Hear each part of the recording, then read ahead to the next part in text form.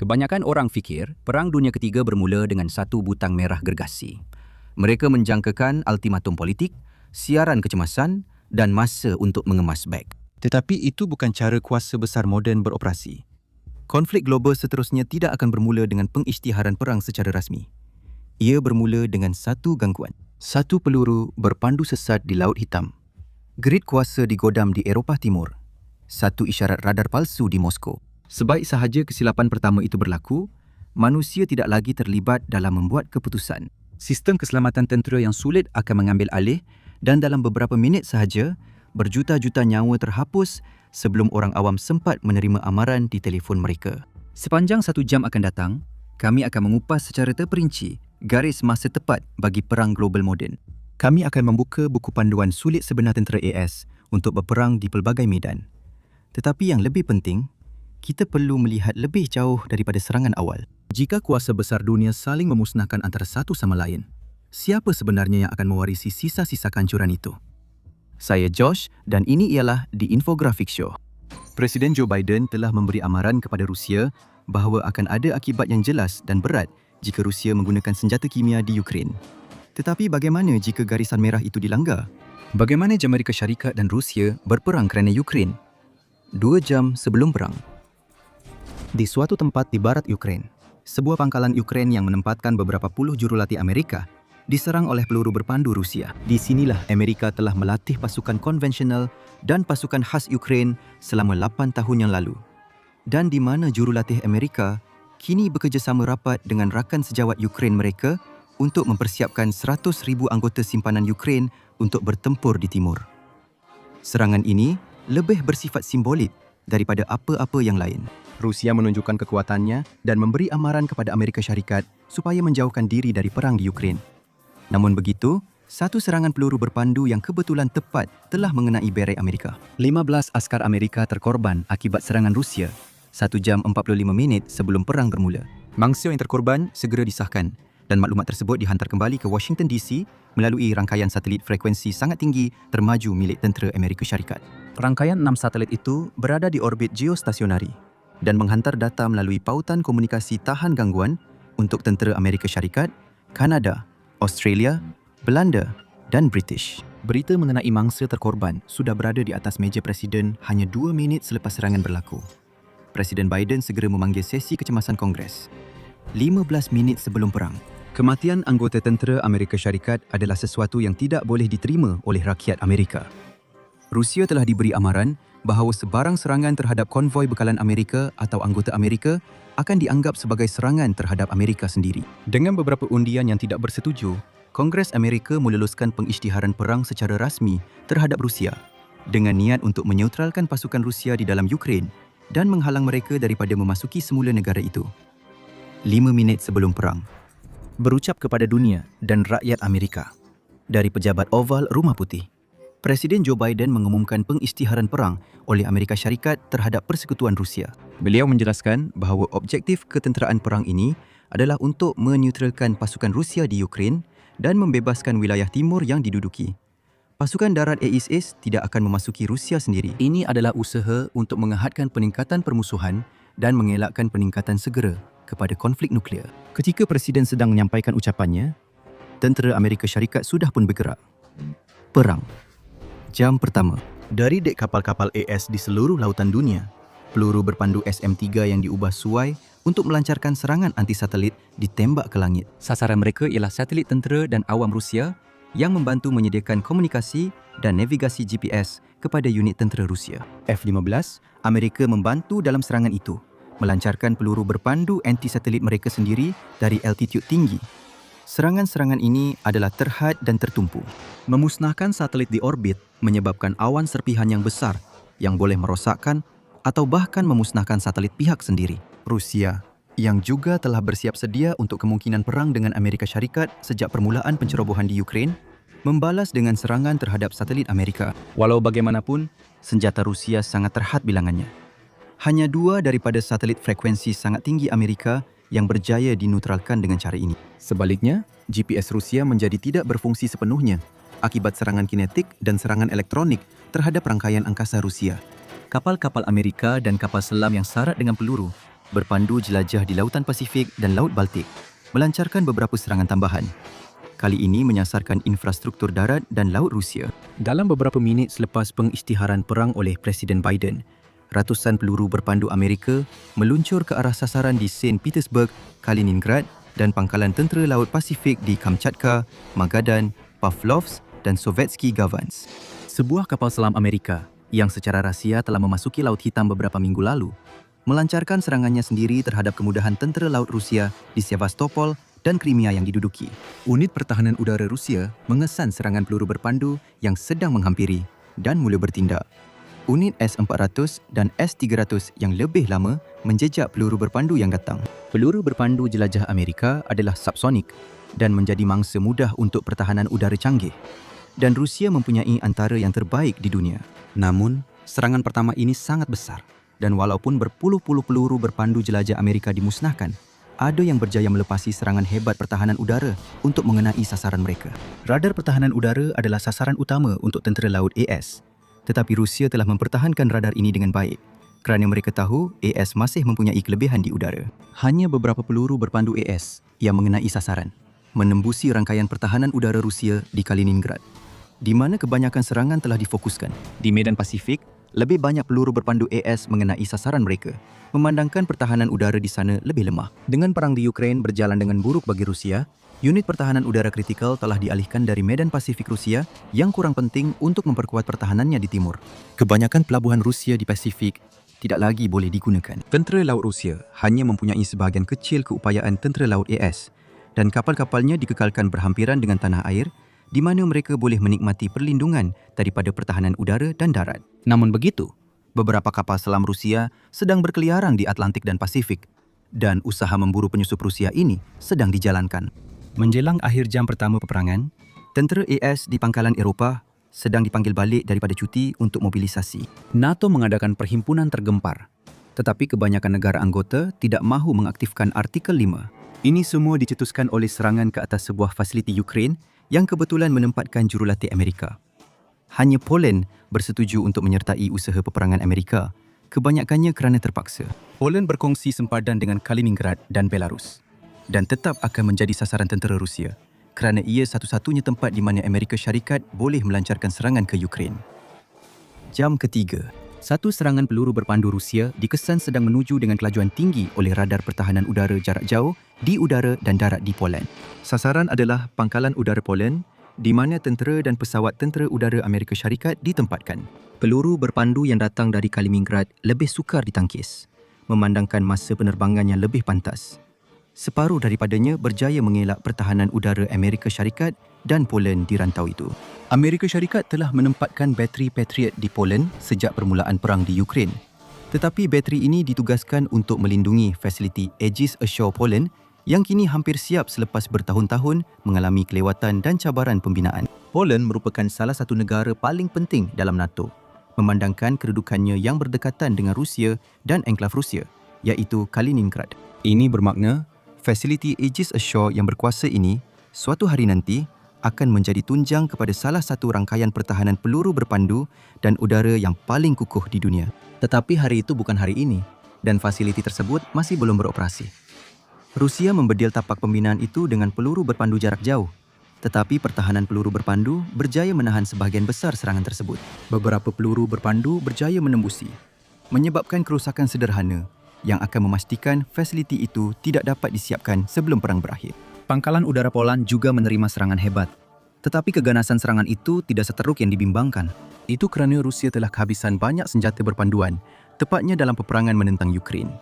Dan sekatan yang melumpuhkan telah menjadikan bekalan semula mustahil.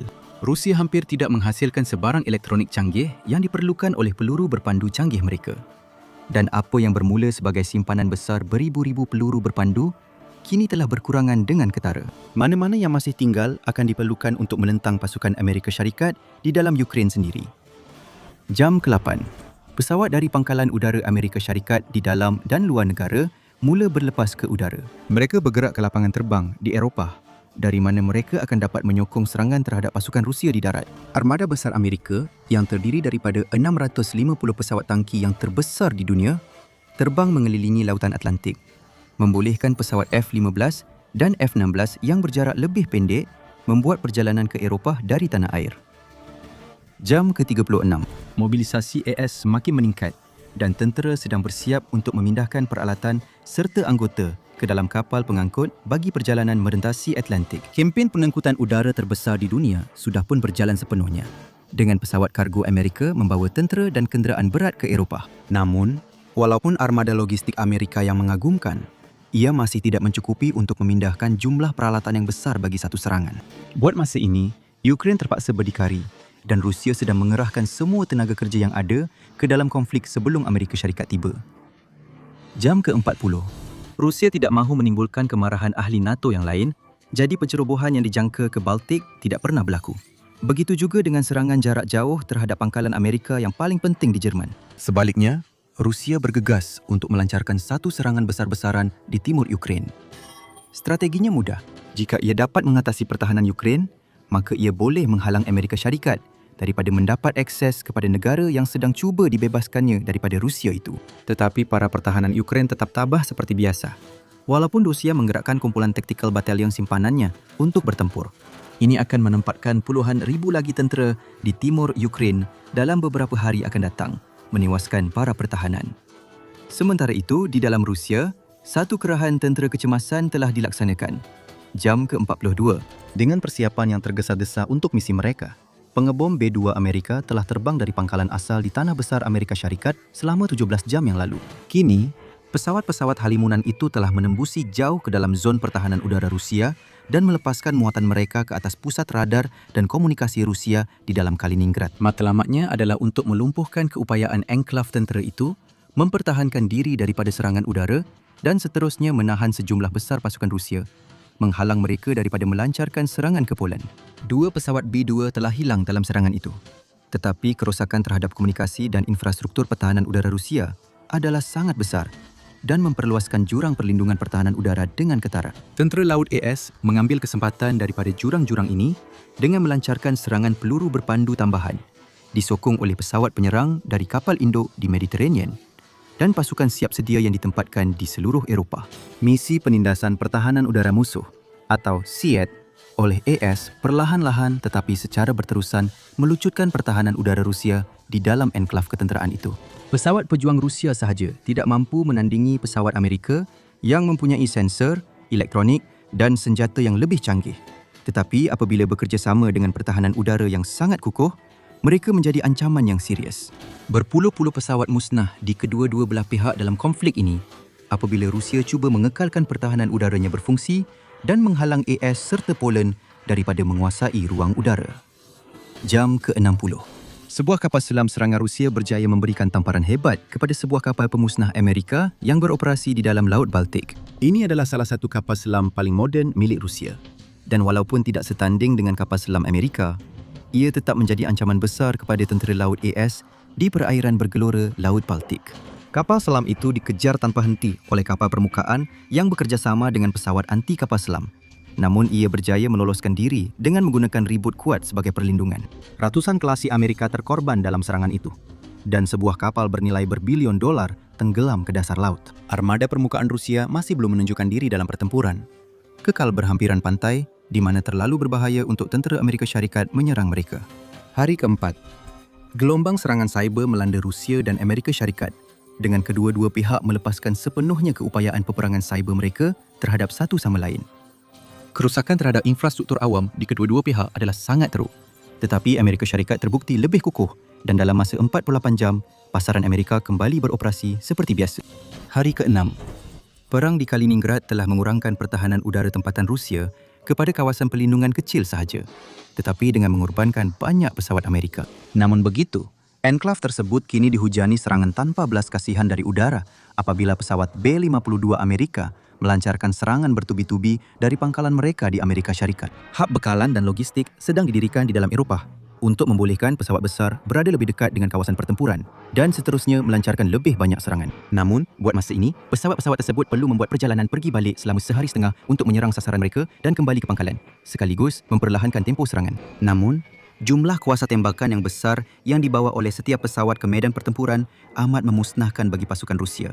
Dengan pertahanan udara berasaskan darat, telah banyak dilemahkan oleh serangan udara dan peluru berpandu, jet pejuang Amerika dan Poland kini boleh menjalankan misi penguasaan udara di atas Kaliningrad, mencabar MiG Rusia untuk naik dan bertempur dengan mereka. Seperti yang ditunjukkan di Ukraine, tentera udara Rusia tidaklah sehebat yang pernah dipercayai, walaupun bilangannya masih sangat banyak. Amerika Syarikat mempunyai pesawat berkali-kali ganda lebih banyak, tetapi buat masa ini, pesawat-pesawat itu tidak berada di Eropah, menjadikan jumlah kekuatan kedua-dua pihak hampir seimbang. Namun begitu, tentera Amerika Syarikat dan Poland mempunyai kelebihan dengan sensor yang lebih canggih, manakala Rusia pula mempunyai kelebihan dari segi kebolehan bermanuver dan nisbah tujahan kepada berat, menjadikan pesawat mereka sangat berbahaya dalam pertempuran udara jarak dekat. Malangnya bagi Rusia, zaman pertempuran udara jarak dekat sudah berlalu dan kebanyakan pertempuran kini berlaku di luar jarak penglihatan. Puluhan pesawat telah ditembak jatuh dalam pertempuran udara paling sengit sejak Perang Dunia Kedua, dengan kerugian besar di pihak Rusia. Menjelang akhir minggu pertama pertempuran, Kaliningrad berada dalam ancaman serius dari udara. Tetapi Amerika Syarikat telah menggunakan sejumlah besar amunisi dalam serangan tersebut dan terpaksa menghentikan operasi udara seketika untuk memberi masa bagi persenjataan semula dan penyelenggaraan. Selama beberapa hari, suasana menjadi sunyi sepi di langit yang sebelum ini bergema dengan bunyi pesawat pejuang bertempur. Minggu kedua. Pada permulaan minggu kedua pertempuran, pasukan Amerika Syarikat telah mula berkumpul di Eropah dalam jumlah yang besar. Ia masih memerlukan masa untuk mereka bersiap sedia untuk bertempur. Dan walaupun armada logistik Amerika yang besar, ia akan mengambil masa berbulan-bulan untuk membawa kekuatan tempur Amerika ke Eropah. Namun, pasukan yang lebih kecil dan mudah alih telah pun memulakan perjalanan ke Ukraine dan sejumlah besar helikopter serangan sedang dikumpulkan untuk menangkis serangan darat Rusia di wilayah Donbas. Mereka hanya menunggu proses melengkapkan semula tentera udara Amerika Syarikat supaya ia boleh menyediakan perlindungan udara yang diperlukan. Kumpulan tempur taktikal batalion Rusia yang baru telah memasuki Ukraine selepas disiapkan dengan tergesa-gesa untuk pertempuran. Walau bagaimanapun, persiapan yang tergesa-gesa telah menyebabkan kekacauan pada rantaian bekalan Rusia yang sudah pun menghadapi kesukaran sebelum peperangan diperluaskan. Kini, kenderaan dan anggota Rusia mendapati diri mereka terhenti dalam konvoi besar-besaran, mengingatkan kembali kepada kegagalan Rusia untuk mara ke Kiev. Pesawat Amerika Syarikat mengambil peluang yang ada, tetapi hanya F-35 yang mampu menembusi ruang udara berbahaya yang masih belum dikawal sepenuhnya oleh operasi melumpuhkan pertahanan udara musuh yang sewajarnya. Dipaksa membawa senjata secara dalaman, F-35 sangat terhad dari segi kuasa tembakan, dan serangan yang dilakukan tidak banyak memberi kerosakan sebenar kepada formasi besar tentera musuh. Namun begitu, kehadiran mereka memberikan lonjakan semangat yang besar kepada para pejuang Ukraine yang tertekan, yang telah lama mengimpikan hari di mana kuasa udara Amerika Syarikat akan datang membantu mereka. Apabila minggu kedua pertempuran berakhir, serangan Rusia di timur sekali lagi tersekat. Namun kali ini, disebabkan kekurangan logistik yang teruk di pihak Rusia, para pejuang Ukraine mengambil peluang untuk berundur dan memberi ruang bernafas, membekalkan semula dan menempatkan semula ke posisi pertahanan yang baru. Rusia cuba menggunakan kuasa udara untuk membedil barisan hadapan Ukraine. Tetapi dengan cepat, mendapati ini adalah satu kesilapan. Berkeliaran di ruang udara Ukraine, terdapat beberapa pesawat F-22 Raptor Amerika yang dikerahkan di bawah program Rapid Raptor. Pesawat pejuang penguasaan udara terbaik di dunia ini merupakan antara pesawat Amerika pertama yang tiba di lokasi. Walaupun Rusia boleh mengancam ruang udara Ukraine dengan pertahanan udara yang berpangkalan di tanah mereka sendiri, pesawat Raptor berada terlalu jauh dari pertahanan ini untuk dikesan. Pesawat Rusia mengalami kerugian besar sebelum serangan udara itu dihentikan secara tiba-tiba. Minggu keempat, pasukan tempur Brigade berperisai Amerika yang pertama telah melintasi sempadan ke Ukraine. Pasukan kedua pula segera menyusul. Serangan yang dijangka oleh AS dan Poland ke atas Kaliningrad tidak pernah berlaku kerana AS tidak mahu mendorong Rusia untuk menggunakan senjata nuklear dengan menceroboh wilayahnya secara fizikal. Sebaliknya, tentera Rusia di dalam enklav ketenteraan itu ditekan oleh kempen udara yang berterusan terhadap mereka. Amerika telah mencapai bukan penguasaan udara sepenuhnya, tetapi dominasi udara di rantau tersebut. Buat pertama kali dalam sejarah, pasukan berperisai Rusia dan Amerika bertempur. Kedua-dua pihak telah bersiap sedia untuk konflik ini selama beberapa dekad. Tetapi selepas berakhirnya Perang Dingin, rasuah dan ekonomi yang lemah telah melemahkan keupayaan Rusia yang dahulunya sangat hebat. Serangan pertama berlaku pada larut malam.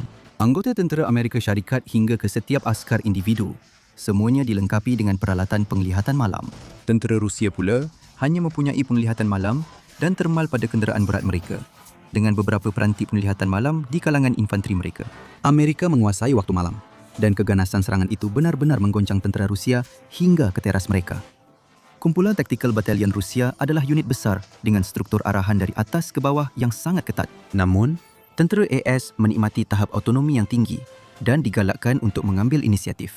Walaupun BTG Rusia lebih unggul dari segi bilangan, serangan IRS menggunakan pasukan yang lebih kecil dan jauh lebih mudah digerakkan. Kekeliruan. Bertempur dalam gelap dengan keupayaan penglihatan malam yang terhad hanya memburukkan lagi keadaan bagi pihak pertahanan Rusia. Kereta kebal T-90, T-80 dan T-72 Rusia telah menghadapi kesukaran menentang kereta kebal Ukraine. Menghadapi M1A2C Abrams modern yang dilengkapi dengan pakej naik taraf terkini dan bertempur pada waktu malam, mereka dimusnahkan. Dibimbing ke sasaran mereka oleh sensor dan komputer kawalan tembakan yang lebih canggih, peluru penembus Abrams menembusi perisai tebal Rusia. Tepinya terbakar dan mencipta penembus yang menajamkan diri sendiri, yang membawa kepada peristiwa yang sangat emosional bagi kru Rusia. Kereta kebal Rusia membalas dengan menembak peluru berpandu anti kereta kebal dari meriam. Tetapi, Amerika telah menghantar barisan hadapan tenteranya ke dalam pertempuran pertama ini. Walaupun tidak semua Abrams Amerika dilengkapi dengan sistem langkah balas trofi, kereta kebal yang mengetuai serangan ke garisan Rusia telah dilengkapi dan sistem kaunter langkah yang dibangunkan oleh Israel terbukti menjadi pertahanan yang berkesan terhadap beberapa kereta kebal Rusia yang berjaya bertahan selepas pertembungan awal. Masalah bagi pasukan berperisai Rusia ialah kereta kebal Amerika menyerang mereka dari jarak yang lebih jauh daripada kemampuan mereka, hasil daripada komputer tembakan dan alat bidik yang lebih canggih yang dilengkapi pada Abrams. Sementara di Ukraine, Rusia gagal menggunakan infanterinya untuk melindungi pasukan berperisai mereka daripada pasukan pemburu kereta kebal. Amerika Syarikat tidak melakukan kesilapan sedemikian dan serangan mereka digandingkan dengan pasukan infanteri mekanis yang segera menyerang dan meneutralkan kelompok-kelompok penentangan yang tertinggal selepas serangan berperisai yang hebat. Sekali lagi, keupayaan pasukan Amerika Syarikat untuk melihat dalam gelap memberikan mereka kelebihan yang sukar ditandingi berbanding lawan yang jauh kurang canggih dari segi teknologi. Pesawat sokongan udara rapat bekerjasama dengan serangan darat untuk membedil kedudukan Rusia. A-10 Warthog yang terkenal melepaskan serangan hebat dari meriam GAU-8 Avenger 30mm mereka yang besar, manakala F-15 dan F-35 memberikan perlindungan udara terhadap kemungkinan pencerobohan oleh MiG Rusia. Munisi serangan jarak jauh telah memusnahkan banyak pertahanan udara jarak jauh Rusia yang terletak di kawasan operasi. Dan operasi CAD telah melemahkan banyak pertahanan udara di seberang sempadan Rusia yang boleh mengancam pesawat bersekutu di dalam Ukraine. Kempen ini telah menelan kos yang tinggi untuk tentera udara dan tentera laut AS. Tetapi manfaatnya berbaloi dengan harga yang dibayar kerana pesawat sokongan udara rapat Amerika tanpa belas kasihan membedil kedudukan Rusia. Pertahanan udara jarak dekat jauh lebih sukar untuk disasarkan dan dimusnahkan. Dan beberapa helikopter Apache Amerika menjadi mangsa kepada pertahanan ini, serta senjata pertahanan udara mudah alih yang dilancarkan dari bahu. Namun begitu, pesawat A-10 yang tahan lasak terbukti jauh lebih sukar untuk dijatuhkan kerana ia dibina untuk bertahan dalam pertempuran berskala besar seperti ini semasa Perang Dingin. Secara keseluruhan, pertahanan udara Rusia hanya berjaya menyebabkan kerugian kecil kepada armada udara AS sebelum mereka sendiri dimusnahkan. Walaupun Rusia gagal sepenuhnya untuk melaksanakan operasi gabungan senjata, AS memberikan pengajaran kepada pasukan Rusia yang kekurangan dana dan kurang terlatih tentang peperangan gabungan senjata moden. Minggu kelima, pasukan tempur Brigade berperisai Amerika tambahan mula bergerak ke Ukraine. Pasukan AS menggantikan pasukan Ukraine di sepanjang barisan hadapan menentang Rusia, memberikan peluang kepada para pertahanan yang keletihan untuk berehat dan memulihkan diri. Serangan utama kemarahan Amerika adalah ke arah Kherson, dengan pasukan AS kini terlibat dalam pertempuran bandar menentang pasukan Rusia untuk membebaskan bandar tersebut. Infanteri Amerika sangat mahir dalam pertempuran bandar, hasil daripada 2 dekad berperang di Iraq dan Afghanistan. Namun, keadaan muka bumi lebih memihak kepada pihak pertahanan. Korban AS adalah besar, tetapi dengan penguasaan udara dan latihan yang lebih baik, pasukan AS sedang mengusir pasukan Rusia keluar dari Kherson. Penduduk awam tempatan yang masih tinggal di bandar yang dikepung itu menyambut kedatangan orang Amerika sebagai pembebas dan membantu mereka dalam perjuangan menentang pasukan Rusia, sekaligus menyukarkan lagi keadaan bagi pihak Rusia. Di luar Kherson, pasukan operasi khas AS menjalankan serbuan malam setiap hari terhadap rangkaian logistik Rusia, melumpuhkan operasi bekalan semula ke Kherson. Kelebihan yang dinikmati oleh tentera AS pada waktu malam memberikan mereka kelebihan besar berbanding Rusia. Begitu juga dengan hakikat bahawa penduduk tempatan memberikan sokongan penuh kepada orang Amerika. Sepanjang sempadan antara Poland dan Kaliningrad, pertempuran kecil adalah perkara biasa, tetapi tiada pertempuran berskala penuh. Pasukan Poland telah membina barisan pertahanan besar-besaran untuk menghalang Rusia daripada menceroboh masuk ke Poland. Tetapi pada ketika ini, tentera udara AS dan Poland telah memusnahkan sepenuhnya rangkaian pertahanan udara Rusia di kawasan ketenteraan tersebut. Mana-mana pasukan Rusia yang mengancam Poland akan diserang serta-merta. Kedua-dua tentera udara negara itu mengalami kerugian besar, tetapi kerugian Rusia adalah lebih teruk. Bukan sahaja pesawat Poland dan Amerika jauh lebih moden, malah warisan rasuah dalaman dan penyelenggaraan yang lemah di Rusia terus menghantui mereka ketika cuba menangkis serangan udara yang berterusan. Kadar sorti pesawat Rusia merosot dengan mendadak hampir serta-merta dan tidak pernah pulih cukup untuk membentuk pertahanan yang berkesan. Untuk menambah lagi masalah, kekurangan komponen elektronik kritikal juga telah melumpuhkan pertahanan udara Rusia. Sudah semasa konflik dengan Ukraine, tentera Rusia hampir kehabisan peluru berpandu pertahanan udara. Tetapi kini, semua stok simpanan untuk digunakan sekiranya berlaku perang dengan NATO hampir habis. Dan tiada pengisian semula dari dalam negara yang tersedia. Dalam 1 atau 2 minggu lagi, Rusia hanya akan tinggal meriam anti pesawat era Perang Dingin yang langsung tidak berkesan terhadap sasaran pada altitud tinggi, walaupun masih menjadi ancaman kepada pesawat yang terbang rendah. Pada penghujung bulan pertama pertempuran, tentera Rusia berada dalam keadaan yang sangat kritikal. Ia sudah pun keletihan selepas 2 bulan bertempur di Ukraine. Sebahagian besar kekuatan tempur darat Amerika Syarikat masih belum berada di kawasan operasi, tetapi sedang dalam perjalanan. Dan elemen-elemen yang sudah pun beroperasi di dalam Ukraine sedang memberikan tekanan yang luar biasa kepada tentera Rusia yang sudah hilang semangat dan keletihan. Kerugian Amerika Syarikat adalah sedikit, korban Rusia pula sangat tinggi dan banyak pencapaian mereka di Ukraine sedang dipatahkan semula. Amerika Syarikat masih belum memulakan kempen besar-besaran terhadap tentera Rusia, menunggu sehingga sebahagian besar unit tempurnya berada di dalam negara sebelum melancarkan serangan besar-besaran di sepanjang barisan hadapan sejauh 800 batu di timur negara itu. Buat masa ini, pihak Amerika sedang memperkuatkan pasukan pertahanan Ukraine yang keletihan dan menggantikan mereka untuk proses pemulihan serta bekalan semula yang sangat diperlukan. Hanya di Kherson sahaja, pihak Amerika telah melancarkan serangan sebenar dengan matlamat untuk membuka koridor ke Crimea. Minggu ke-6, pasukan Ukraine dan sekutu Amerika, mereka menamatkan pendudukan Rusia di Kherson.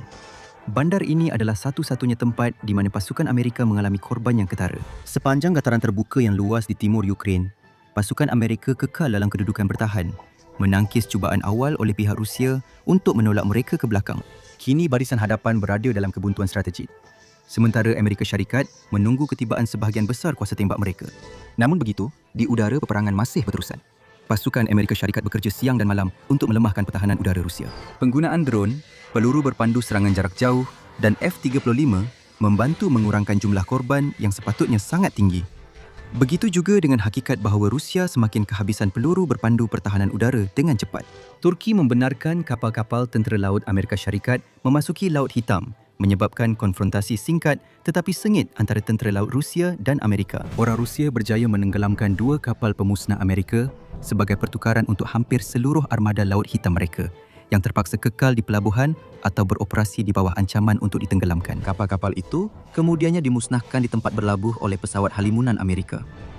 Marin Amerika Syarikat tiba di Odessa untuk membuat persiapan bagi serangan amfibi ke Crimea.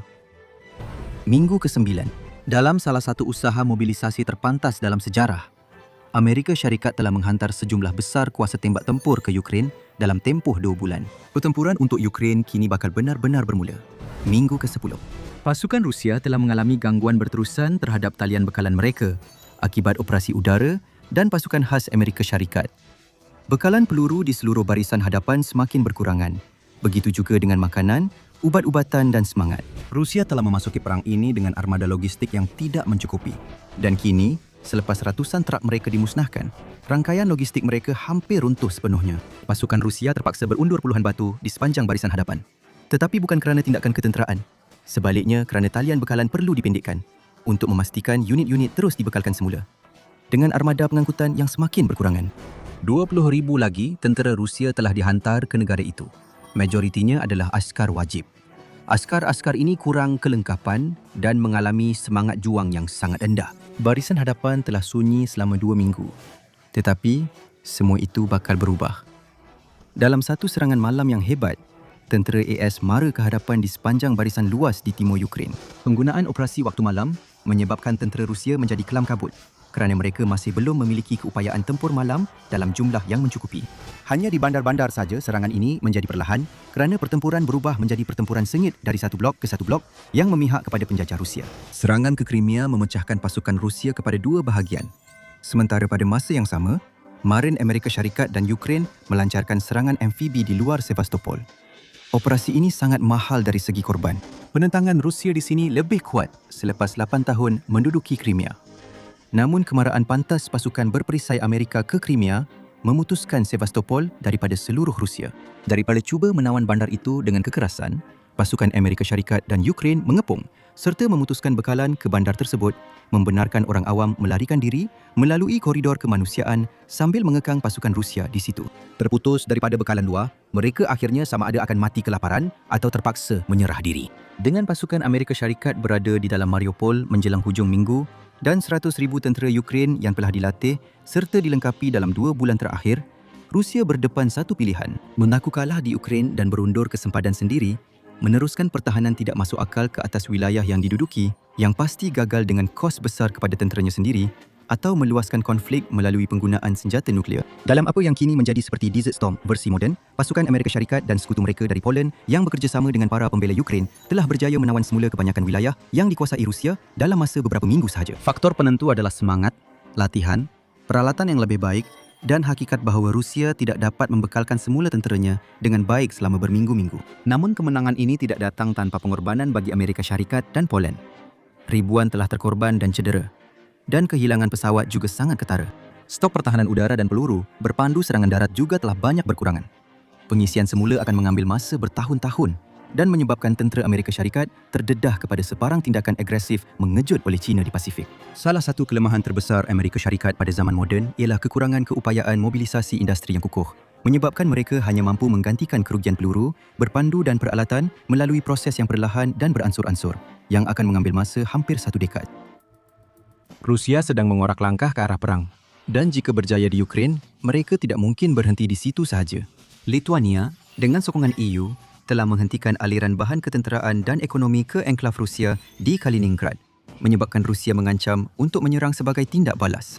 Di tempat lain di dunia, China menunjukkan kekuatannya apabila ia mengancam Amerika Syarikat dan sokongan berterusan mereka terhadap Taiwan.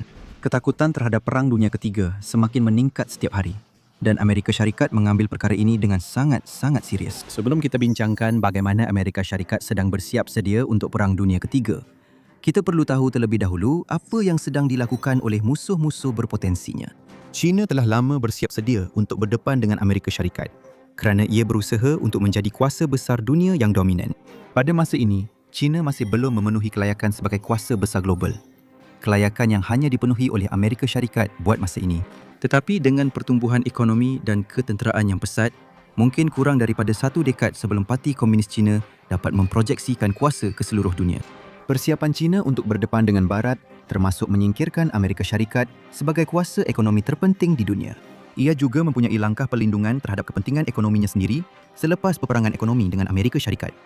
Dan untuk mencapai matlamat ini, pada tahun 2013, ia melancarkan inisiatif jalur dan laluan. Pelan yang sangat bercita-cita tinggi ini termasuk membina laluan perdagangan darat dan laut baharu di seluruh dunia untuk menghubungkan China secara ekonomi dengan negara-negara dari Eropah hingga ke Afrika. Untuk mencapai perkara ini, negara tersebut bukan sahaja melabur dalam infrastrukturnya sendiri, tetapi juga dalam membina infrastruktur perdagangan di negara-negara lain. Namun begitu, kerjasama China dengan negara tuan rumah selalunya sangat eksploitatif.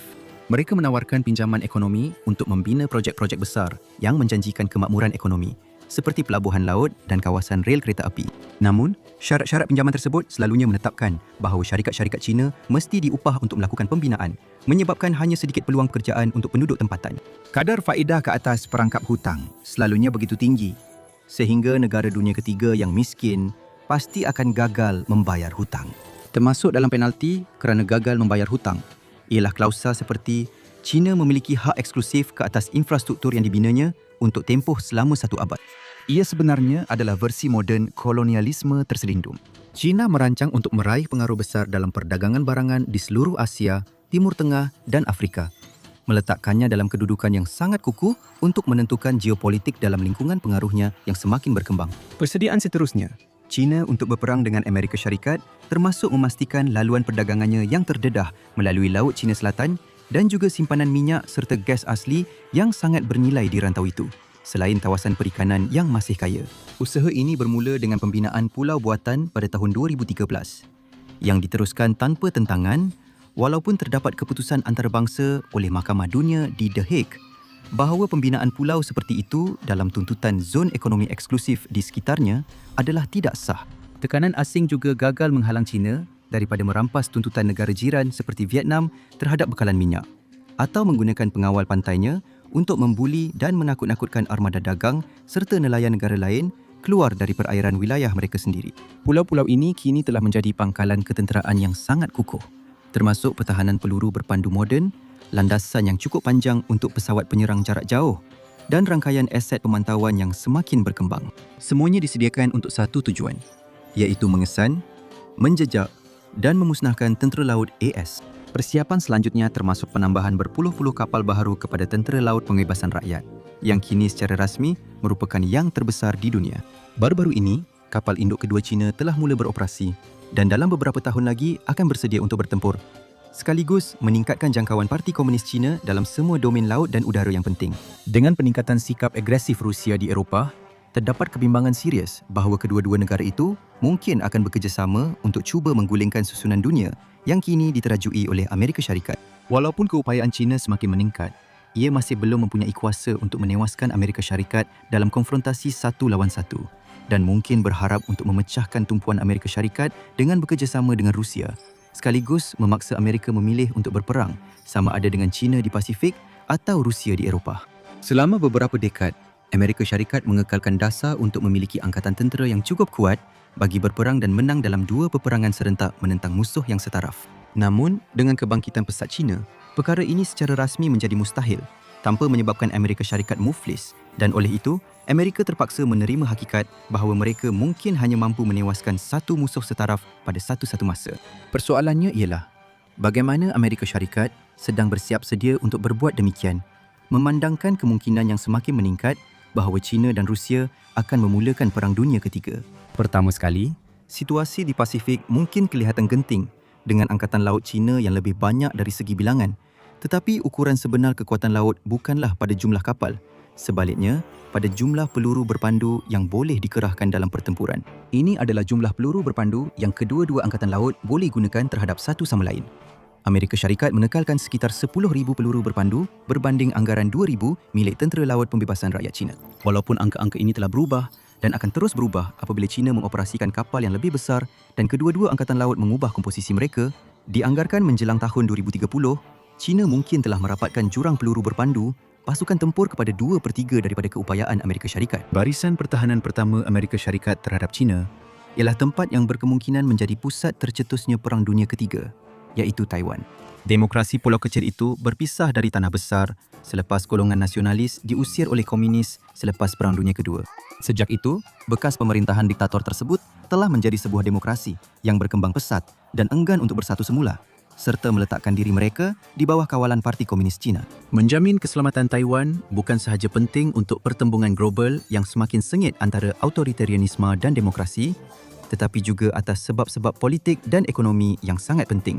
Pertama sekali, Taiwan menghasilkan sekitar 50% daripada semikonduktor dunia selepas syarikat-syarikat Amerika Syarikat menghentikan pengeluaran di negara sendiri kerana kos yang tinggi. Semikonduktor sangat penting untuk setiap alat dalam kehidupan anda. Ekonomi global secara literal bergantung kepada mereka dan ia telah menjadi komoditi yang sama bernilai seperti gas dan minyak. China sendiri menghasilkan antara 25 hingga 30% daripada bekalan semikonduktor dunia. Jadi, jika China mengambil alih Taiwan, mereka akan menguasai 3/4 daripada bekalan semikonduktor global. Ini akan membolehkan China melumpuhkan ekonomi mana-mana negara yang tidak sehaluan dengannya dengan hanya melarang penjualan semikonduktor kepada negara tersebut, memberikan China kuasa luar biasa untuk mengawal urusan global dan mengurangkan keupayaan Barat untuk menentang otoritarianismenya. Taiwan juga penting dari segi politik kerana ia merupakan sebahagian daripada apa yang dikenali sebagai rantaian pulau pertama.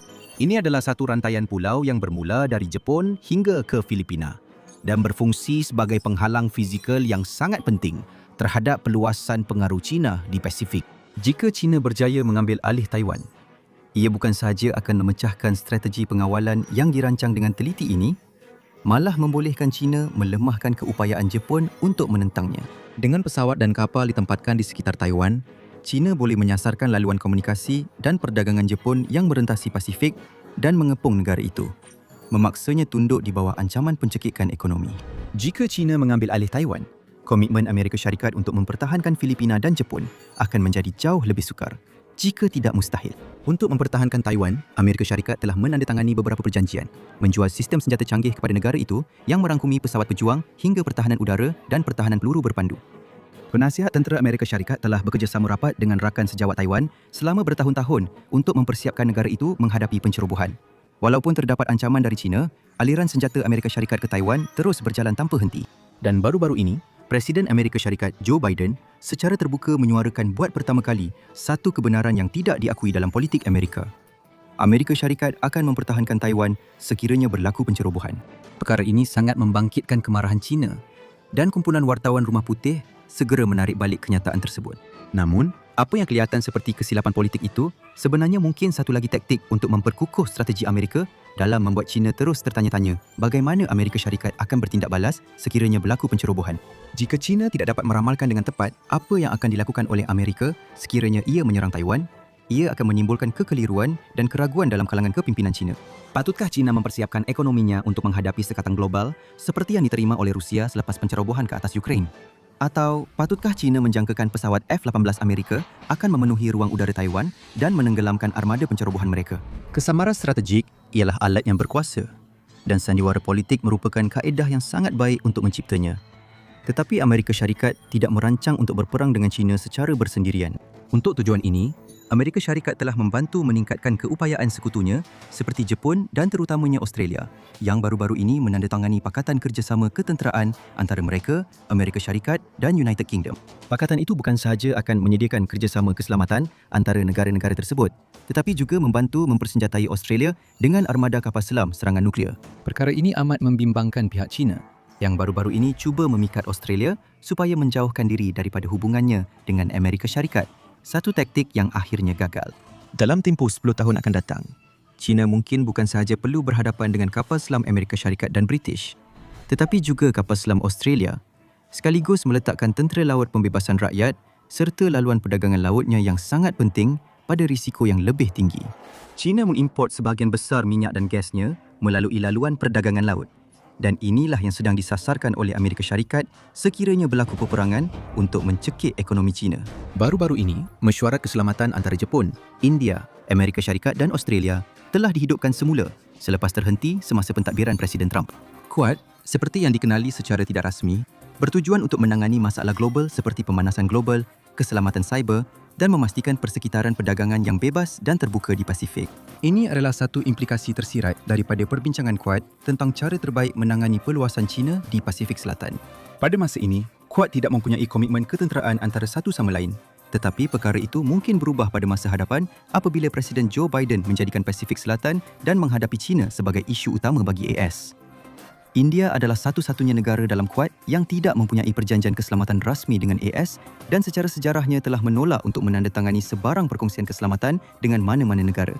Namun, perkara itu mungkin akan berubah tidak lama lagi apabila ketegangan antara India dan China semakin memuncak dan menjadi jelas bahawa India tidak mampu memenangi peperangan menentang tentera China yang lebih unggul secara bersendirian. Membawa India ke dalam rangkaian Pakatan Keselamatan di Pasifik Selatan secara efektif akan mengepung China dari semua arah. Dan yang lebih penting, meletakkan kapal dan pesawat bersekutu secara langsung di laluan perdagangan China melalui Lautan Hindi. Tetapi Amerika Syarikat juga sedang mengambil langkah yang sangat nyata untuk berdepan dengan China. Perang dengan China akan berlaku di laut dan di udara, dengan hampir tiada pertempuran antara tentera pembebasan rakyat dengan tentera darat Amerika Syarikat. Ini akan menjadi perang kapal dan pesawat, bukan kereta kebal dan artileri. Dan Amerika Syarikat sedang membuat persiapan mengikut keperluan. Dalam usaha untuk bersedia menghadapi konfrontasi dengan China di udara, Amerika Syarikat telah mempercepatkan pemerolehan F-35 dan menjadikan skuadron pesawat pejuang generasi kelima berstatus operasi sebagai keutamaan utama. Namun begitu, Kedua-dua tentera laut dan tentera udara telah menyuarakan kebimbangan mengenai tahap kesiapsiagaan F-35 pada masa ini yang mendorong kedua-dua perkhidmatan tersebut untuk menambah pesanan F-35 dengan pesanan pesawat lama yang telah dinaik taraf seperti F-15 Eagle untuk tentera udara Amerika Syarikat dan F-18 Super Hornet untuk tentera laut Amerika Syarikat.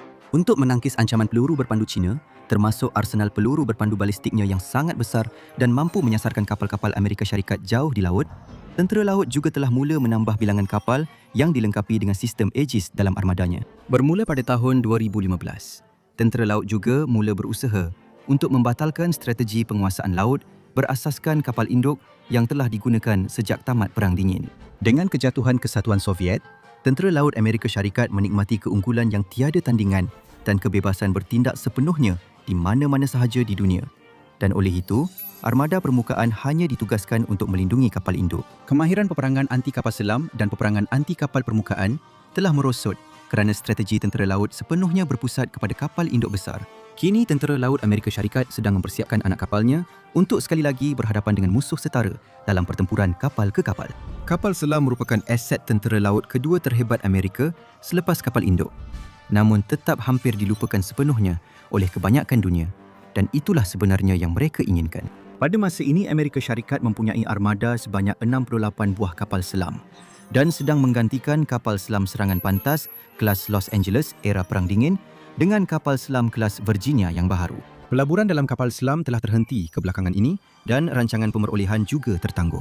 Namun, Amerika Syarikat masih mengekalkan kelebihan besar dalam pertempuran bawah laut.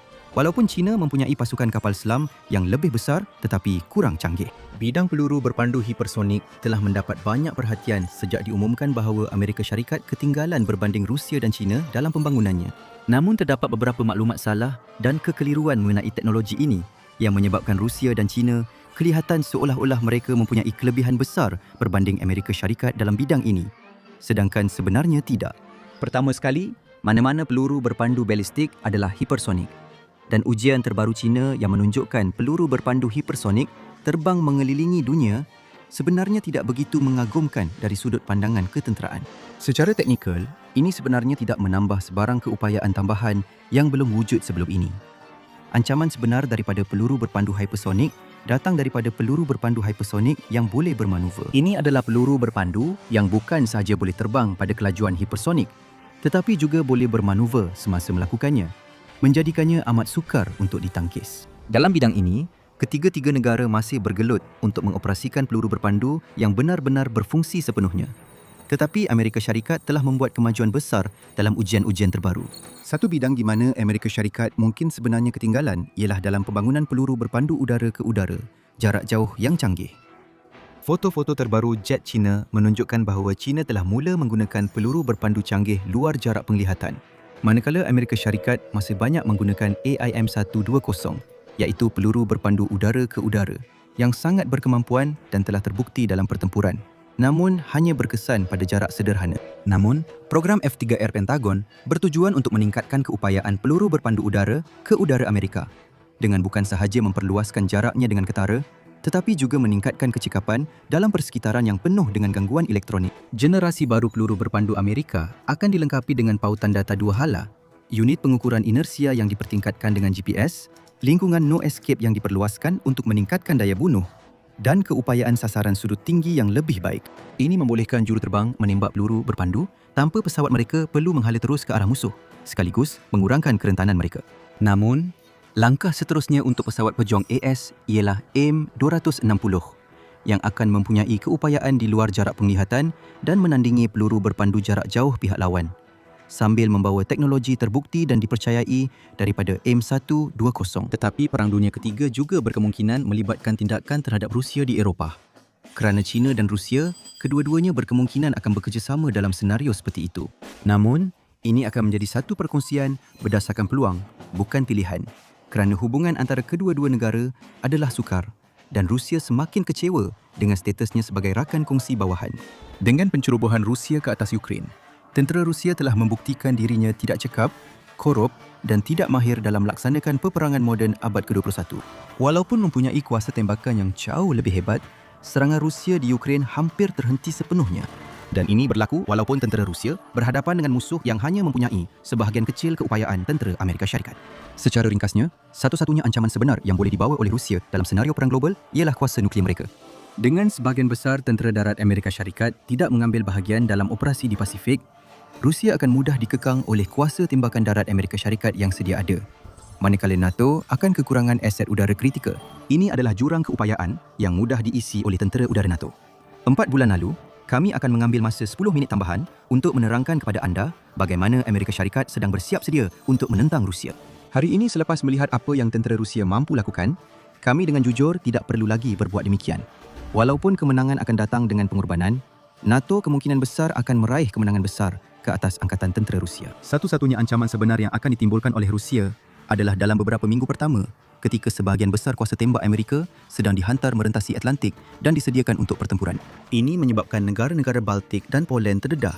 Tetapi penempatan pasukan tindak balas pantas NATO mungkin sudah cukup untuk memperlahankan serangan awal Rusia dan sangat mengehadkan pencapaiannya sehingga rakan-rakan Eropah NATO dapat menggerakkan tentera mereka sepenuhnya. Strategi Amerika Syarikat untuk menentang pencerobohan Rusia dalam Perang Dunia seterusnya adalah dengan mempersiapkan rakan-rakan Eropah supaya dapat mempertahankan benua mereka sendiri dengan lebih baik dan tidak terlalu bergantung kepada tentera Amerika Syarikat. Kerana konflik dengan China akan menggunakan sebahagian besar kuasa laut dan udara Amerika Syarikat, Pasifik adalah tempat peperangan sebenar akan berlaku. Dan selepas kekalahan mengejutkan di Ukraine, adalah tidak mungkin Rusia akan dengan rela hati melibatkan diri dengan NATO dalam Perang Dunia Ketiga. Jika anda tinggal di salah satu negara ini, bersedialah untuk musnah. Kerana tempat-tempat ini akan hancur sepenuhnya dalam Perang Dunia Ketiga. Apabila orang memikirkan Perang Dunia Ketiga, mereka membayangkan pertukaran nuklear sepenuhnya. Tetapi hakikatnya, kemungkinan besar Perang Dunia Ketiga akan kekal sebagai peperangan konvensional. Kerana tiada pemimpin dunia yang benar-benar mahu memusnahkan seluruh umat manusia. Itu tidak bermakna peperangan konvensional tidak akan membawa kemusnahan yang dahsyat. Apa yang perlu dilakukan hanyalah melihat perang di Ukraine yang telah memusnahkan kawasan yang luas, menjadikannya seperti set filem pasca-apokaliptik Mad Max. Jenis kemusnahan seperti ini adalah sesuatu yang pemerhati moden tidak biasa lihat. Sebahagian besarnya disebabkan oleh penggunaan senjata tepat oleh tentera barat yang secara signifikan mengurangkan kerosakan sampingan. Jika perang Ukraine membuktikan satu perkara, ia adalah bahawa barat membelanjakan banyak sumber untuk mengehadkan kerosakan sampingan. Walaupun itu bukan semata-mata kerana sifat altruistik. Senjata tepat sememangnya berfungsi dengan lebih baik. Tetapi tentera yang kurang canggih seperti Ukraine dan Rusia bergantung kepada tembakan besar-besaran untuk mencapai matlamat mereka. Baru-baru ini, Ukraine telah menerima semakin banyak senjata tepat. Tetapi sebahagian besar keupayaan serangan jarak jauhnya dan serangan daratnya masih lagi tidak berpandu. Rusia pada mulanya mempunyai simpanan senjata tepat yang lebih besar. Tetapi jumlahnya memang sedikit sejak awal dan kini semakin berkurangan. Lebih memburukkan keadaan, Rusia sengaja menggunakan senjata, tepatnya terhadap sasaran awam. Kerana bagi Rusia, jenayah perang hanyalah sebahagian daripada peperangan. Dan ini bukanlah kami sekadar memfitnah Rusia. Ia memang secara literal, cara negara itu berperang dan cuba memenangi konflik pada masa lalu. Semasa kedua-dua peperangan di Chechnya, Rusia benar-benar meratakan republik kecil yang memisahkan diri itu, menggunakan tembakan artileri besar-besaran untuk memusnahkan para pembela yang bertegas bertahan. Ini kerana tentera Rusia pada asasnya lemah dan tidak mampu melakukan pertempuran bandar seperti yang ditunjukkan dengan tahap kemahiran tinggi oleh tentera Amerika Syarikat semasa peperangan di Iraq dan Afghanistan. Struktur pasukan yang lemah, latihan yang buruk atau tidak wujud, dan doktrin yang teruk, semuanya menyumbang kepada pembentukan tentera yang tidak mampu memenangi pertempuran bandar dari rumah ke rumah, seperti dalam perang di Chechnya, walaupun jumlah mereka jauh melebihi musuh dengan nisbah yang sangat besar. Kemusnahan sewenang-wenangnya oleh Rusia bukan sekadar menampung kekurangan dalam percakapan asas pertempuran. Ia juga merupakan sebahagian daripada strategi Rusia untuk memenangi perang. Orang awam menjadi sasaran yang sah untuk senjata Rusia, kerana kematian orang awam akan melemahkan semangat mereka yang masih hidup. Sementara Barat berusaha bersungguh-sungguh untuk mengehadkan korban orang awam, Rusia sangat biasa dengan kesan menakutkan dan melemahkan semangat yang disebabkan oleh pembunuhan beramai-ramai orang awam dalam kalangan penduduk yang melawan. Inilah sebabnya Rusia menyasarkan hospital di Chechnya dan Syria, dan mengapa ia secara khusus memilih untuk menyerang sebuah teater di Ukraine yang menempatkan keluarga, walaupun perkataan kanak-kanak ditulis dalam bahasa Rusia di luar bangunan itu. Dalam serangan itu, dianggarkan Rusia mungkin telah membunuh sehingga 600 orang ramai, antaranya kanak-kanak. Namun ini bukan sekadar kes juruterbang yang bertindak sendirian, seperti yang ditunjukkan oleh pembunuhan beramai-ramai di Bucha. Penyiksaan dan pembunuhan beramai-ramai adalah cara Rusia berperang. Dan kumpulan yang sehaluan dengan Rusia seperti Wagner juga tidak berbeza. Pada bulan Mac tahun ini, dunia telah mendengar keterangan seorang pejuang Wagner yang menceritakan bagaimana dia menembak kanak-kanak seawal usia 6 tahun atas arahan untuk membunuh semua orang awam Ukraine yang mereka temui. Apabila ditanya mengenainya, dia berkata dia akan melakukannya lagi jika diarahkan. Memandangkan Rusia bakal menjadi musuh berpotensi dalam senario Perang Dunia Ketiga, ini merupakan berita buruk untuk mana-mana jirannya yang boleh menjangkakan layanan yang sama. Rusia akan menjadi amat bodoh jika cuba melancarkan perang terhadap NATO dalam masa terdekat. Tetapi kebodohan melampau tidak pernah benar-benar menjadi halangan dalam membuat keputusan Rusia. Namun, senario yang lebih realistik ialah di mana Rusia yang terhina terpaksa berundur dari Ukraine dan menjilat luka sendiri. Sama seperti Jerman di bawah Hitler pada tahun-tahun sebelum perang, Rusia boleh menunggu masa yang sesuai dan membina semula tenteranya, malah melakukannya dengan lebih pantas berbanding Jerman. Ingat, sehingga kini, NATO telah melarang Ukraine daripada menyerang Rusia secara langsung, yang bermakna rangkaian pembuatan dan logistik Rusia dibiarkan sepenuhnya utuh. Adalah mudah untuk memperlekeh dan menunjukkan prestasi buruk tentera Rusia hari ini, tanpa mengambil kira potensi mereka untuk menjadi ancaman pada masa hadapan.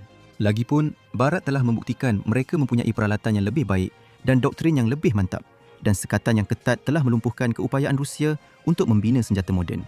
Itu akan menjadi satu pengabaian yang berbahaya terhadap ancaman yang masih boleh dibawa oleh Rusia kepada Barat. Satu pengajaran yang telah dipelajari oleh kedua-dua pihak daripada konflik ini ialah kadar penggunaan peralatan tempur moden yang sangat tinggi semasa perang antara dua kuasa industri. Ya, Barat mempunyai peralatan yang jauh lebih baik dan lebih berkeupayaan, tetapi dalam bekalan yang sangat terhad dan semakin berkurangan setiap hari. United Kingdom mempunyai antara 700 hingga 1,000 peluru berpandu Storm Shadow, dan walaupun mereka tidak mendedahkan berapa banyak yang dihantar ke Ukraine, dianggarkan mereka telah menghantar sekurang-kurangnya 10% daripada stok mereka. Storm Shadow itu sendiri juga sedang dalam proses untuk digantikan dengan varian yang lebih moden dan lebih mahal. Walaupun bajet pertahanan United Kingdom hampir tidak dapat mengimbangi kadar inflasi, walaupun terdapat peningkatan baru-baru ini. Kisah ini menjadi lebih menakutkan apabila melibatkan kereta kebal. Senjata yang kedua-dua pihak dalam perang Ukraine tidak pernah mempunyai secukupnya. Britain mempunyai kira-kira 157 Challenger 2 seperti yang disahkan oleh satu kertas pertahanan yang menunjukkan mereka telah mengambil sebahagian besar armada mereka untuk dijadikan alat ganti. Seperti peluru berpandu Storm Shadow, Challenger juga sedang dinaik taraf. Tetapi UK menjangkakan bahawa disebabkan kos tambahan, jumlah keseluruhan armada Challenger mereka akan kekal sama dan mungkin akan berkurangan. Ya, senjata Barat jauh lebih berkemampuan. Tetapi apabila peluru berpandu anti kereta kebal kelas pertengahan pun boleh menyebabkan sebuah kereta kebal Barat yang mahal tidak dapat digunakan, jumlah tiba-tiba menjadi sangat penting. Jadi walaupun Rusia mungkin tidak akan menggunakan T-14 dalam masa terdekat, mereka sebenarnya tidak memerlukannya kerana T-72 sahaja dengan jumlah yang banyak sudah cukup menjadi satu kuasa yang perlu diberi perhatian oleh tentera NATO. Walaupun NATO kini bermotivasi untuk meningkatkan kesiapsiagaan mereka dengan ketara, ceritanya mungkin tidak sama setahun atau 2 tahun selepas Ukraine dibebaskan sepenuhnya dan Rusia dipaksa berundur ke sempadan mereka sendiri. Orang Eropah secara sejarahnya sangat bersemangat untuk meraih keuntungan daripada dividen keamanan dan amat keberatan untuk melabur dalam pertahanan diri mereka sendiri. Ini meletakkan ahli NATO yang paling terdedah terus berada di barisan hadapan, dan yang dimaksudkan ialah Latvia, Estonia dan Lithuania. Negara-negara Baltik secara sejarahnya sentiasa sangat terdedah kepada pencerobohan Rusia. Dan sebelum perang Ukraine, ramai orang dalam tentera Amerika bimbang bahawa Putin akan melancarkan serangan fait accompli ke salah satu negara Baltik tidak lama lagi. Dengan menawan dan menguasai beberapa kampung kecil, pencerobohan Putin akan mencetuskan tindak balas Artikel 5. Tetapi adakah NATO benar-benar akan mengisytiharkan perang nuklear berpotensi hanya kerana beberapa kampung di Latvia? Sehingga baru-baru ini, kemungkinan besar jawapannya adalah tidak, yang mungkin akan memecah belahkan pakatan itu apabila keyakinan terhadap Artikel 5 semakin goyah. Rusia tidak lagi mempunyai ilusi seperti itu hari ini, yang bermakna dalam Perang Dunia Ketiga hipotesis kita, 10 tahun dari sekarang, Rusia akan melancarkan sejumlah besar kereta kebal dan kenderaan berperisai lama untuk berhadapan dengan beberapa ribu anggota pasukan tindak balas pantas NATO. Ia sebenarnya tidak pernah benar-benar realistik untuk mengandaikan bahawa NATO akan berjaya mempertahankan Baltik, terutamanya kerana mereka perlu menembusi Kaliningrad untuk sampai ke sana. Tetapi penambahan Finland ke dalam pakatan bermakna adalah munasabah bahawa NATO sebenarnya boleh mengumpulkan kuasa tembakan yang mencukupi untuk bertindak balas terhadap pencerobohan ke Baltik sebelum mereka ditumpaskan. Pelan lama untuk membebaskan Baltik mungkin sudah tidak relevan sekarang. Tetapi ia bergantung kepada satu perkara utama. NATO menempatkan sejumlah besar tentera di dalam Finland itu sendiri. Ini sangat tidak mungkin, memandangkan apabila negara itu menyertai pakatan, Amerika Syarikat menyatakan bahawa tiada dan tidak akan ada rancangan untuk memperkuat kehadiran NATO secara signifikan di dalam Finland. Ini adalah langkah untuk menenangkan Rusia dan adalah tidak mungkin pendirian NATO mengenai perkara ini akan berubah walaupun terdapat tanda-tanda persenjataan semula yang ketara di dalam Rusia. Walaupun dengan segala kekuatannya, NATO mempunyai satu kelemahan kritikal. Ia adalah aktor rasional, cuba mengekang ancaman yang sepenuhnya tidak rasional. Rusia bukanlah gila, tetapi ia memang bertindak secara tidak rasional dan itu adalah dengan sengaja. Putin tahu bahawa beliau mempunyai kelebihan ke atas NATO selagi beliau bertindak secara tidak rasional, memaksa Pakatan Antarabangsa untuk bertindak. Secara kononnya bertanggungjawab. Tindak balas yang bertanggungjawab, bagaimanapun, mempunyai nilai pencegahan yang sangat sedikit, seperti yang dibuktikan oleh ketiadaan persediaan sepenuhnya untuk pencerobohan Rusia ke atas Ukraine, walaupun Amerika Syarikat telah membunyikan loceng amaran. Oleh itu, sangat munasabah bahawa perang 10 tahun dari hari ini akan mendapati NATO sekali lagi tidak bersedia meletakkan negara-negara Baltik dan Finland secara langsung dalam sasaran utama sejumlah besar kenderaan berperisai dan artileri Rusia. Jika Ukraine dijadikan contoh, negara-negara ini akan mengalami tahap kemusnahan yang sangat dahsyat. Walaupun hanya bersenjata dengan senjata berkualiti rendah, Rusia masih boleh melancarkan kuasa tembakan yang menggerunkan terhadap pertahanan NATO yang tidak bersedia. Semua orang suka mengimbas kembali kemenangan mutlak Amerika Syarikat ke atas Iraq dalam kedua-dua operasi Badai Gurun dan pencerobohan kali kedua. Tetapi apa yang semua orang lupa ialah Amerika mempunyai masa berbulan-bulan untuk membuat persiapan sebelum tindakan itu. Pencerobohan Rusia boleh berlaku tanpa sebarang amaran dan tanpa cukup tentera untuk menentang gerombolan Rusia, tidak kira betapa tepat atau efisiennya senjata barat. Pertempuran akan menyebabkan krisis pelarian di Baltik dan mungkin juga di Finland. Ini akan lebih merumitkan tindak balas NATO kerana Rusia sangat mahir menggunakan pelarian sebagai senjata. Ia telah melakukannya di Syria, membanjiri Eropah dengan pelarian secara sengaja dan mengarahkan mereka ke kawasan yang dikuasai pemberontak untuk menimbulkan kekeliruan dan huru-hara. Dengan nyawa manusia begitu murah, Rusia akan memberi gerombolan pelarian satu pilihan sahaja, iaitu melarikan diri dari tentera Rusia yang sedang mara dan sengaja membunuh orang awam. Sementara itu, pasukan NATO yang kekurangan anggota akan bergelut untuk menyelaras usaha pemindahan di samping tindak balas ketenteraan mereka yang hanya akan memburukkan lagi keadaan bagi para pembela di lapangan. Tidak dapat dielakkan, bantuan akan tiba dan Rusia sebenarnya tiada peluang sebenar menentang gabungan pasukan NATO. Tetapi kemusnahan yang boleh dicetuskan pada peringkat awal konflik itu memang amat dahsyat. Dan itu belum lagi mengambil kira penggunaan senjata nuklear yang akan memberi kesan global sehingga membincangkannya dalam video ini hampir tidak bermakna. Beralih topik, Pasifik sebenarnya adalah tempat yang paling berkemungkinan untuk Perang Dunia Ketiga bermula. Walaupun Rusia merupakan ancaman yang besar, sangat tidak mungkin selepas kalah dalam perang di Ukraine, ia akan mampu kekal bersatu secara politik atau cukup bermotivasi untuk membalas dendam terhadap NATO dengan menunggu masa yang sesuai. China sebaliknya sudah bersedia untuk berperang hari ini.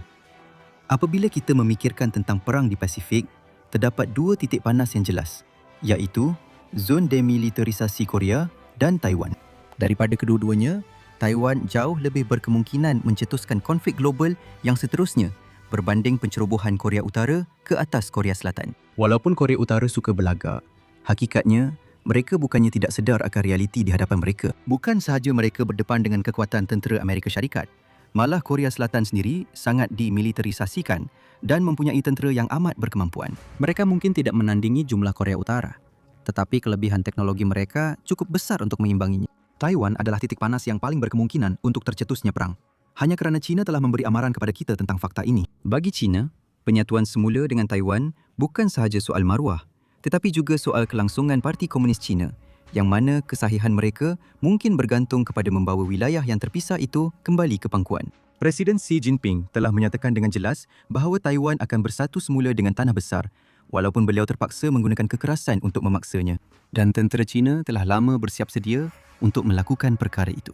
Dengan Taiwan dipertahankan oleh Amerika Syarikat, yang baru-baru ini telah menamatkan sikap samar-samar mereka mengenai pertahanan negara pulau itu, China sedar bahawa mereka akan berhadapan dengan kuasa tentera paling kuat di dunia. Namun, Strategi menafikan akses Amerika Syarikat ke Pasifik Selatan adalah langkah utama China untuk memenangi perang dan ia mungkin akan berjaya. Apapun, Taiwan pasti akan hancur sama sekali. China mungkin bertindak lebih beretika berbanding Rusia apabila melancarkan perang. Tetapi kita sebenarnya tidak tahu. Perang terakhir yang dilancarkan oleh negara itu adalah menentang Vietnam pada tahun 1979 dan ia hanyalah konflik singkat. Kita tahu bahawa negara itu nampaknya telah melabur jauh lebih banyak dalam senjata berketepatan tinggi berbanding Rusia. Dan terdapat juga hakikat bahawa secara teknikal, rakyat Taiwan juga adalah orang Cina yang diharapkan dapat mengehadkan keinginan genosid daripada golongan pelampau Cina. Namun begitu, Orang Rusia juga sering menyebut bahawa rakyat Ukraine adalah saudara mereka. Tetapi, itu tidak menghalang mereka daripada menembak kanak-kanak di jalanan. Namun, geografi selalunya kejam. Dan walaupun ia adalah aset terbesar Taiwan, ia juga akan memastikan bahawa korban awam akan menjadi sangat dahsyat. Taiwan ialah sebuah pulau yang bergunung ganang dan bandar-bandarnya sangat padat dengan penduduk. Ini menjadikannya mimpi ngeri mutlak bagi penceroboh Cina yang pasti terpaksa bergantung kepada serangan darat berskala besar untuk memberi kesan ke atas pihak pertahanan yang berkubu. Dan apabila pertempuran bermula, tidak akan ada tempat untuk penduduk Taiwan melarikan diri. Kekuatan yang sama yang menjadikan Taiwan begitu sukar untuk ditakluk juga menjadi kelemahan apabila melibatkan usaha memindahkan orang awam ke tempat selamat. Malah tentera laut Amerika Syarikat yang hebat pun mungkin mengambil masa berminggu-minggu jika tidak berbulan-bulan untuk beroperasi dengan selamat berhampiran pantai Taiwan, memaksa orang awam Taiwan bertahan menghadapi pertempuran tanpa diselamatkan selama setengah tahun atau lebih. Ada kemungkinan China boleh bersetuju untuk membuka koridor kemanusiaan, membenarkan orang awam Taiwan melarikan diri ke Korea Selatan, Jepun atau bahkan Amerika Syarikat. Lagipun, itu adalah demi kepentingan terbaik China sendiri. Menghadkan korban awam akan membantu imej China di peringkat antarabangsa selepas ia dilabel sebagai penceroboh agresif.